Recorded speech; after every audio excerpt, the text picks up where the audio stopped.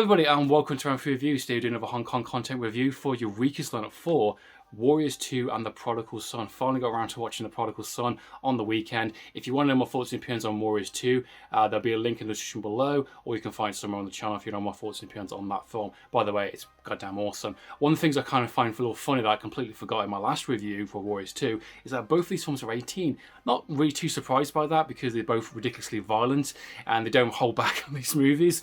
But I don't think I've got many Hong Kong movies that are full on 18 in the collection, which I'm going to have to really investigate that now because I don't really look at certifications really anymore as much. But just kind of caught me off guard, a little bit off surprise that these are both 18 rated films. Finally got around to watching over the Easter weekend. Hope everyone's had a great Easter 4-day weekend. I had some great time watching Sammo directed film The Prodigal Son. So let's dive into that review right now.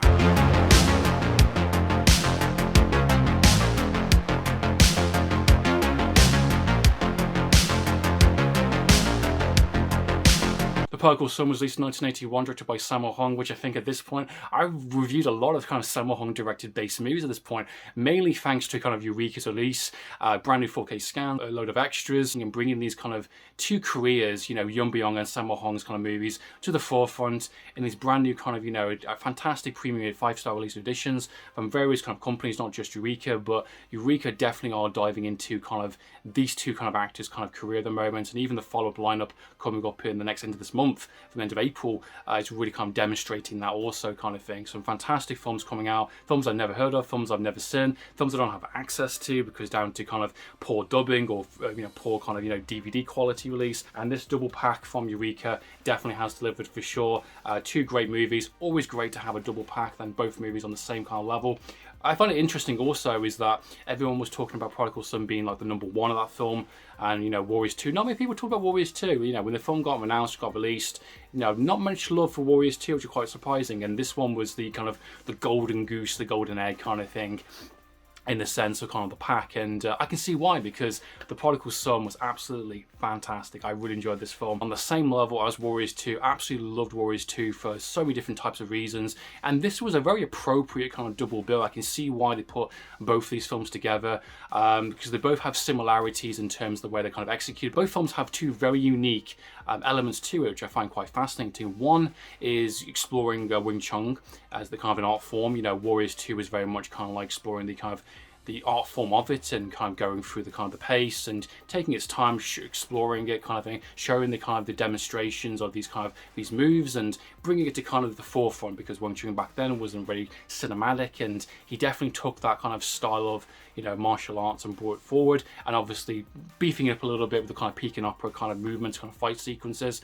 That film really delivers a very respectful movie and then goes full on crazy towards the kind of third act, which I think is great. This film also tackles Wing Chun in a very interesting way also. It's definitely more towards the kind of the third act, how he goes about, but you got two masters that have two different styles of it. One has the low bridge, one has the high bridge, and this guy has to learn both in the sense of the kind of his kind of training. Warriors 2 treats it more like an art form, and this film definitely highlights more of the kind of the Peking opera performance-based stuff. You've got characters in this film that know Wing Chun and know how to fight and are quite experts in their field, but they don't use it for kind of violence or kind of vicious kind of means. They're using it for performance pieces. The first portion of this film are characters that are in the performing arts, and they're definitely doing these kind of moves and these kind of stance with Wing Chun and like that. There's a really fantastic scene in Prodigal Son where you got a conflict from a guy who slept with his wife kind of thing, so he wants revenge, and he goes in there kind of thing, and he's got his little troops and they're actually are about to fight, and you've got the performing arts people doing the stance and the moves of Wing Chun, but they don't know really how to fight. They don't know how to really use it properly.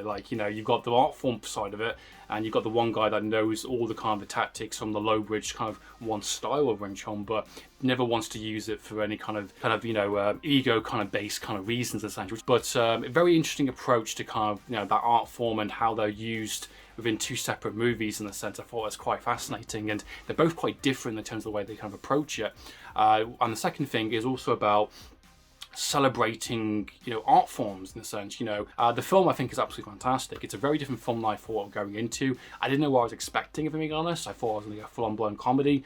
I got very different levels of how the film kind of approaches. There's a lot of mini stories going on. There's a lot of kind of supporting characters, the main kind of central two characters I would say in the film is Won Byung and Lam Ching-ying, which I think are the two central characters. And you got the kind of the third supporting character, which is sort of the villain, but not really kind of the villain. He's just a guy that is just kind of comes into the kind of the second act of the film and leads into the third. But those two characters are the central main two characters, you know. And Won Byung's character is at the start of the film is really funny. He's great.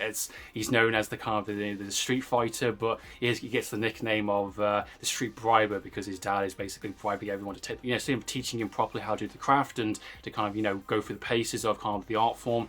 He's got a very spoiled kid, and he's just kind of bribing everyone in town to kind of hit the falls, you know, and make him feel powerful, make him feel invincible, which is a very different approach to kind of Hong Kong movies, because a lot of kind of fathers and a lot of these other older movies kind of thing, there's always this element of kind of, you know, you must carry on the legacy. And that approach is also used later on within Sammo Hung's character, which comes into the kind of the late kind of third act, which he's teaching his daughter how to use the kind of, you know, the Wing Chun high bridge Wing Chun kind of style. And he even says, like, you know, times have changed, things are different, you know, women can learn this stuff now. You've also got another kind of expert in the kind of field of Wing Chun and thinks he's invincible and obviously wants to find other experts in his kind of craft to kind of challenge, you know, kind of thing, which I think he is quite talented and definitely got some good skill set for sure. He's definitely quite ruthless from the examples that we do see in the film, but he is someone who is seeking the next expert, he's seeking the next challenge, and he wants to, you know, exchange notes, as they say in the film, you know, to pass on information and to kind of learn from each other, but also he wants to kind of kick some ass in a sense, which I think is quite interesting.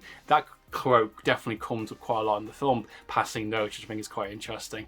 But I like the fact that the forefront of this film here will have basically two characters that have different kind of backgrounds. One of the more kind of the business, you know, you got more of a wealthier, rich family kind of thing that basically want to give his son the fantasy of being the kind of Hong Kong legends, being the kind of the street fighter, the prodigal son kind of thing, which is also nicknamed the street briber. And you got the elite kind of, you know, more enforceable nature of it kind of thing, you know, from the kind of the more military background, you know, family.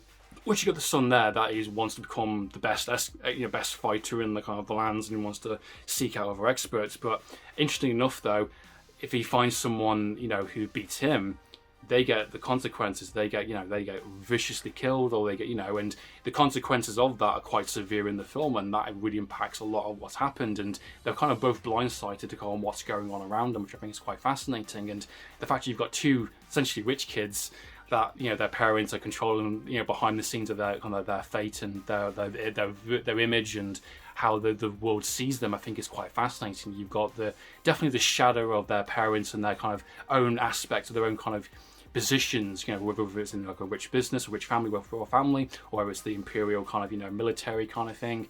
You've got those two interesting aspects, and they definitely crash towards the third act of the film, which I think is really good and really pays off quite nicely. I like the kind of the consequences and the kind of the actions these characters take throughout the film. And also Lam Ching-ying is phenomenal in this film. I think he's definitely one of my favourite performances. But it's not just seeing an evolution of his kind of career and obviously going from Mr. Vampire later on kind of thing. I think he's definitely gives a breath one of my favourite performances of his entire career that I've seen up to this point anyway. I think he really is the kind of the central main character for most of the film. Surprisingly, Won Byung's character is definitely much a supporting character to him. You know, we kind of find out more about both as the film goes along, and this idea of kind of learning the craft, learning respect, and kind of, you know, getting to know these characters on a much deeper personal level. Won Byung's character is definitely chosen to do a form in, you know, definitely to choose a life in the art forms, and being known as a ladyboy kind of thing. He definitely does impressions and does kind of, you know, kind of almost essentially like peeking up a drag in a sense kind of thing. Very different performances, and definitely chooses to live a lifestyle that I think is very disapproving from his kind of relative, Sammo Hung's character, which we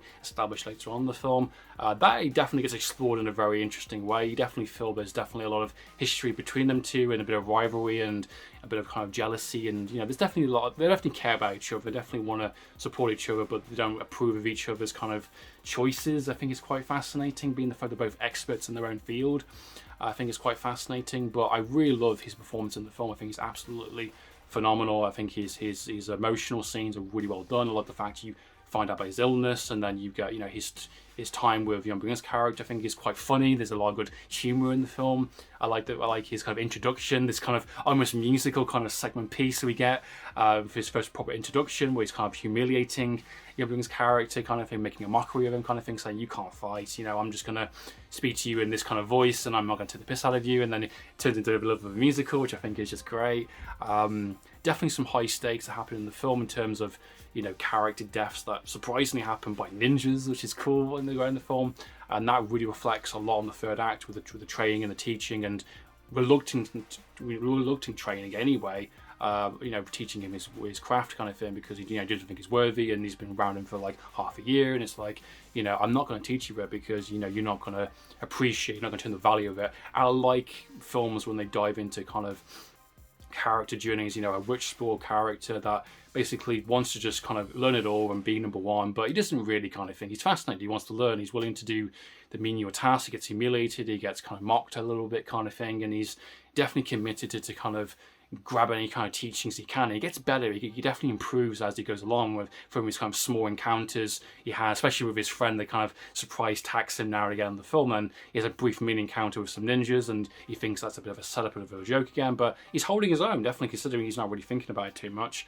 And that really dives in and really kind of pays off towards the kind of third act with, you know, both Yuen-mien's character and Sammo Hung both teaching him two different styles of Wing Chun, and, you know, and saying you can apply both to kind of your surroundings and you can take on your enemy straight on forward, you know, because they're going to do very specific things. I like the kind of foreshadowings, you know, about the weak spot, like, you know, get a branch, you know, smack someone in the arm, does it hurt? No. Okay, now I've hit you with a, you know, an exposed wound. I hit you now, it's going to hurt, isn't it? So you don't aim for the weak spot, you aim for kind of, you know, those kind of things. They go in for a full force power, you know, you bridge it kind of thing, you hold it, you know, you've used the force against them kind of thing. I love these little tactics, these little kind of, you know, these moves that kind of get paid off massively towards the final fight, which I think is an incredible, very emotionally charged final fight that really has a lot going on in it. I think The Prodigal Son is a really surprising film to me. I think it's a really good comedy. I like the comedy style in this one. I really like the little jokes here and there, like, you know, it bursts out into different types of subgenres with musicals kind of thing, and it definitely has a lot of fun with itself, and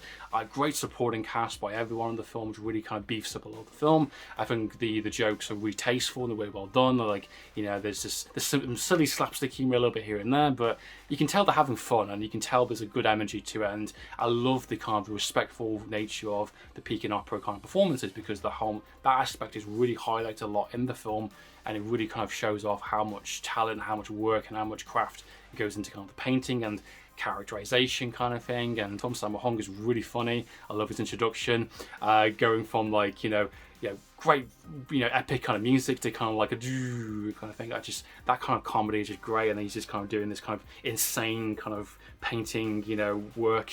Even though he's a Wing Chun expert, he's deluding himself to being something else. He wants to be a scholar, he wants to be a writer, an artist, and, you know, they're both kind of running away from their own kind of destinies in that sense. They're running away from their own kind of past and their own kind of, you know, choices, and they both want to do different careers compared to what they already learned, to what they already are, and they're taking these things and learning it. And I like that, you know, you're two people that very much have some baggage in their background, and Yuen-mien's character is learning from both of them in a sense, and learning his own kind of value in himself, and, you know, earns the right to become an expert by the end, and earns the right to kind of defend what's happened. And I really love that a lot. I think it's really fantastic. Some surprising choices, some surprising comedy, really fun film overall, just a really good experience, and a fantastic double bill alongside Warriors 2, which definitely makes a really unique kind of double bill on the pack.